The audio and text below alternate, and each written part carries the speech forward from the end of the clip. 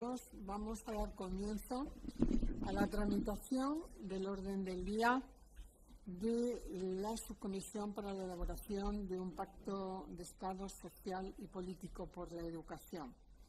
Nos acompaña el Comisario Europeo de Educación, Cultura, Juventud y Deporte, el señor Tibor Navracsics, que muy amablemente ha aceptado acompañarnos, transmitirnos sus opiniones sobre la educación en España y en Europa, y también tendrán ustedes la oportunidad de plantearle cuestiones que posteriormente pues serán contestadas por el señor comisario.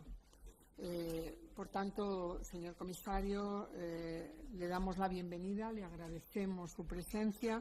Para nosotros es muy importante la presencia del Comisario Europeo de Educación, Cultura, Juventud y Deportes en esta subcomisión, porque estamos tratando de escuchar a todos los expertos, el mayor número de expertos posibles en materia educativa, para luego ser capaces de entre todos buscar la fórmula para llegar a ese gran pacto de Estado social y político por la educación que tan importante es para la sociedad española. Muchísimas gracias, bienvenido, y le damos la palabra. El señor Tibor Navracsics tiene la palabra. Muchas gracias. Honourable members, señorías, dear Madam Chair. First of all, I would like to thank you for inviting me to join this very important preparatory debate on the National Pact on Education. It is a vital initiative, one that will lead to a major and long-lasting reform. It is important for all European Commissioners to be in contact with national parliaments regularly. I know that several of my colleagues have already come to the Spanish Congress to exchange with you, to hear your views and explain what we do in Brussels. Still, this hearing today is especially relevant. The purpose of this subcommittee is to pave the way for a major reform, to reach a consensus across the political spectrum to define and implement an education model that will last, that will survive political alternations, and that we provide the stability and continuity that every education system needs to bear fruit. You know as well as I do that in the field of education, reforms take a long time, and progress is to be measured not in years, but in generations. A stable and consensual, yet flexible environment is not a luxury. It is a condition sine qua non for success. Therefore, I very much welcome this endeavor to create a solid framework through such a consensual process. It is an excellent example of good governance, of democratic maturity, and I'm convinced it will pay off. And that is why it really is an honor for me to be part of this effort, and you can count on the European Commission to support you in this endeavor now and in the future. During my intervention, I will first briefly describe the main challenges Europe is facing in the field of education. I will then focus on the situation in Spain, and finally, outline some of the initiatives we are developing to support member states in their effort to modernize their education systems. Allow me to stress the word support, as education remains a national or regional competence.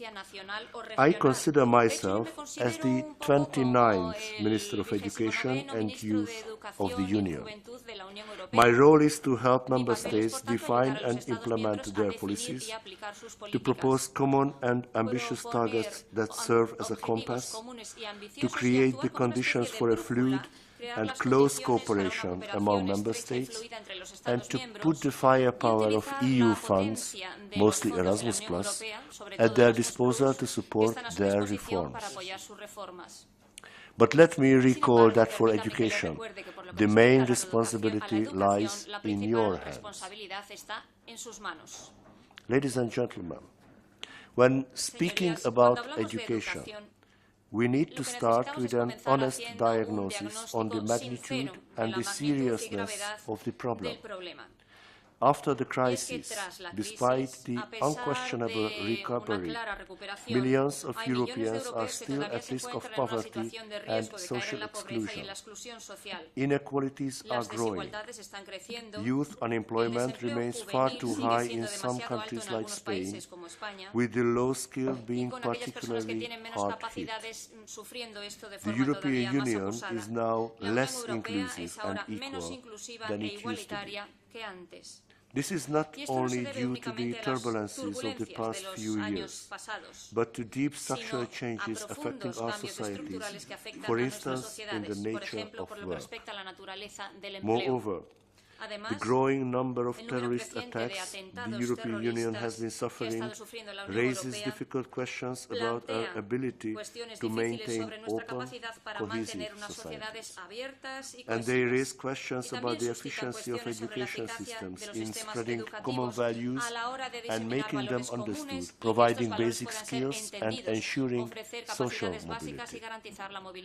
We therefore need to address exclusion urgently and reach out to the most vulnerable people, thus reaching convergence also within societies, not only between member states. Jobs remain the best vector for inclusion, but only relevant skills and high-quality education lead to jobs.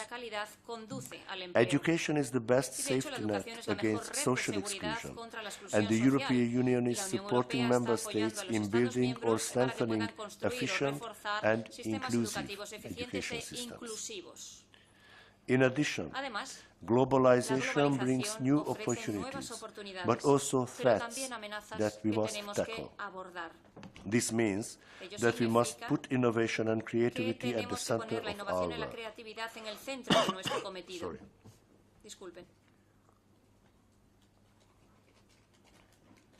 We must equip all citizens with the necessary skills that will allow them to make the most of the opportunities that globalization opens up to them, while making them resilient to its downsides. What skills do we need? In my view, skills must be defined in the widest sense of the word. They certainly have to cover technical skills, but also horizontal soft skills such as language skills, teamwork, communication, problem-solving, entrepreneurial attitude, just to name a few. It is about providing the right blend of skills, rather than exclusively focusing on a few. And the first place where we equip people with skills is in the classroom. The process of acquiring skills starts long before people enter the labor market, and it must be improved in schools, vocational and higher education. It applies to all levels of education. This being said, ICT skills deserve a special focus. Currently, 90% of jobs require at least a basic level of digital skills, while half of the European population has low or no digital skills at all. This is also true for young people. We shouldn't assume that digital natives are natural-born users of new technologies. Being digitally confident is one thing, and many young people certainly are. Being digitally competent is something completely different. And finally, the most important aspect, we need to equip everyone with robust basic skills, that is to say, reading, writing, and numerical skills. Without a solid basis, all the other discussions on education are superfluous. And while education systems are much more complex than the PISA survey can reflect, the latter certainly provides a fair picture of the capacity of our pupils to read, write, and do maths. At European level, we have reasons to be worried. The latest results show that 1 in 5 European pupils are not proficient in one of the 3 categories.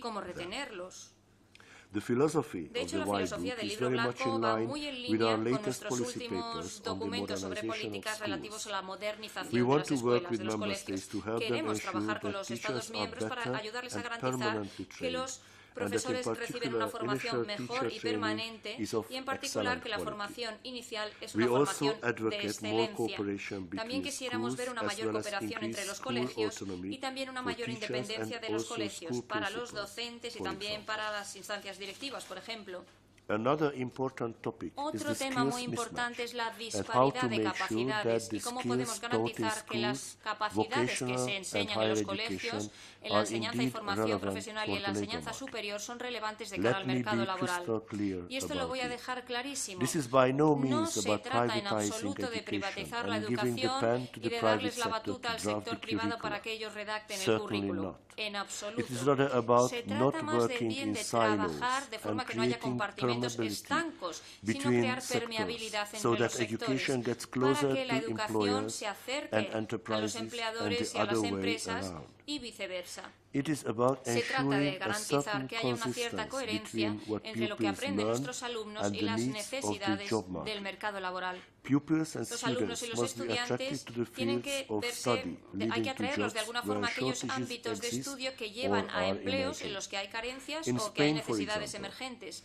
Por ejemplo, en España, el número de licenciados en Ciencias, Tecnología, Ingeniería y Matemáticas ha decrecido en un 24% en los últimos años, aunque la demanda es alta y las perspectivas profesionales son prometedoras.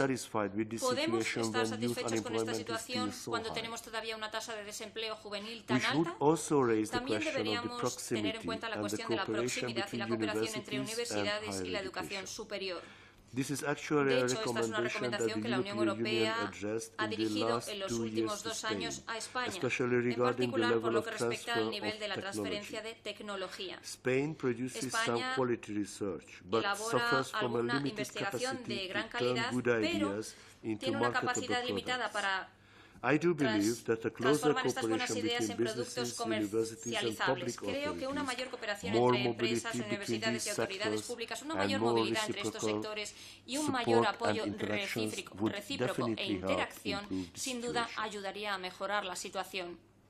Permítame también algunos comentarios sobre la enseñanza y formación profesional.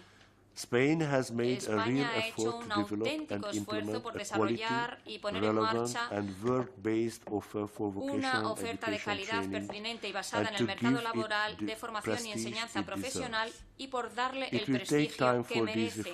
Llevará tiempo para que estas reformas podamos ver su fruto, pero mientras tanto la formación y enseñanza profesional no tendría que ser un plan B para abordar el abandono escolar. Resulta muy alentador ver que hay una auténtica voluntad política por continuar mejorando y actualizando el sistema. Y todo esto me lleva a un comentario final sobre esta cuestión. Algunos ven el cometido de la educación como una especie de dilema. ¿Debería la educación transmitir valores y formar ciudadanos? ¿O nos limitamos a equipar a nuestros alumnos con capacidades para que puedan encontrar un empleo? Pues este para mí es un dilema absolutamente falso. Porque la única respuesta válida es la que engloba ambos aspectos. También quisiera elogiar los importantes esfuerzos desarrollados en España por abordar el tema delicado e indispensable del fomento de valores en la educación, sobre todo mediante el Plan Nacional para evitar la violencia en los colegios y fomentar la ciudadanía. Su enfoque nacional, que de hecho va muy en línea con los objetivos de la Declaración de París que firmaron todos los ministros de Educación de la Unión Europea y yo en marzo de 2015, es desde luego una buena práctica. Además, España también está haciendo una buena labor en la integración de las capacidades digitales en el proceso de la docencia, de enseñanza y en el fomento del emprendimiento. Quisiera alentarles a continuar por la senda de estas acciones y compartir su éxito con otros Estados miembros. Señorías, quisiera concluir mi intervención con algunas propuestas concretas que espero puedan contribuir a su labor en relación con el Pacto Nacional de Educación y que reflejan, de hecho, las prioridades políticas de mi mandato en tanto que comisario. La primera tiene que ver con la utilización de los fondos de la Unión Europea para apoyar sus esfuerzos. La movilidad es, sin lugar a duda, parte de la receta del éxito en la educación. Y como saben, es algo que la Unión Europea apoya con firmeza a través de uno de nuestros programas de mayor éxito, Erasmus+. España es de los mejores alumnos, sin lugar a dudas, en este sentido. El número 1 en la recepción y el número 3 en el envío de estudiantes a otros países. Ello ilustra el atractivo de su país, además del dinamismo de su sistema educativo. Más de 1 millón de ciudadanos españoles se han beneficiado de Erasmus desde que España entró a formar parte del programa. Pero quisiera recordarles que Erasmus no se trata solo de movilidad para estudiantes universitarios. También puede ser empleado por los docentes, becarios, colegios, voluntarios, atletas y otros que pueden participar en este programa. Y Erasmus Plus no es solo movilidad.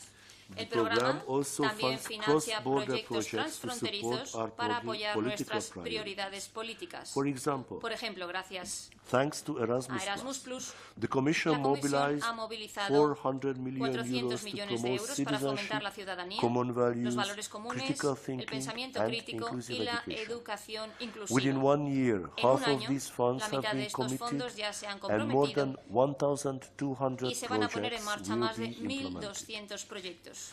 También los fondos estructurales europeos resultan clave para apoyar la educación, ya sea en infraestructuras, en la formación de docentes o en proyectos de innovación con las universidades.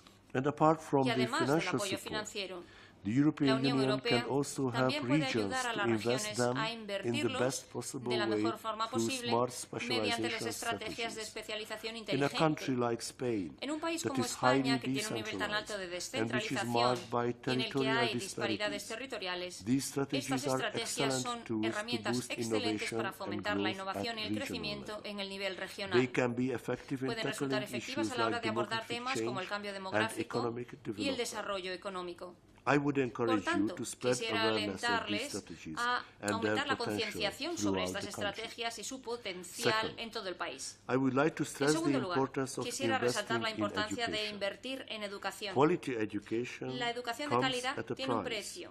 Y aunque invertir más no significa necesariamente obtener mejores resultados, también es cierto que si vamos bajo un cierto nivel de apoyo económico, veremos que las mejores reformas de política no van a resultar efectivas. El capital humano ha de ser visto como una inversión más que como un gasto. Y esto debe verse reflejado en los presupuestos nacionales.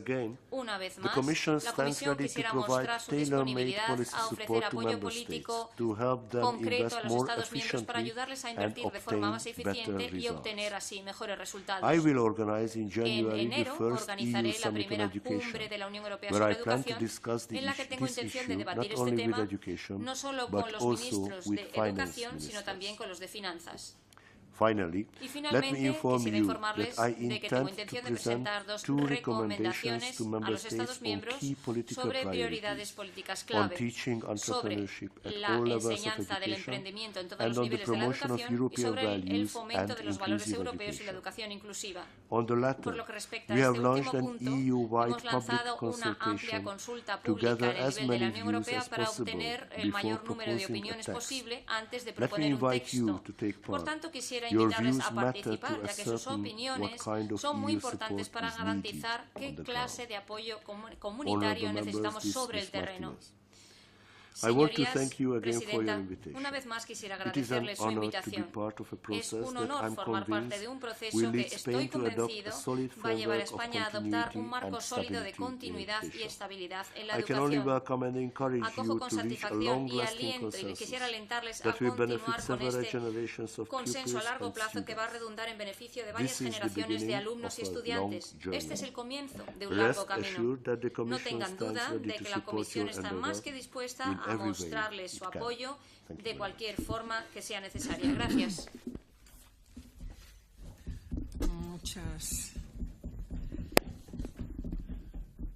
Muchas gracias, señor comisario, por su intervención. Ahora vamos a proceder a dar paso a las intervenciones de los portavoces de los distintos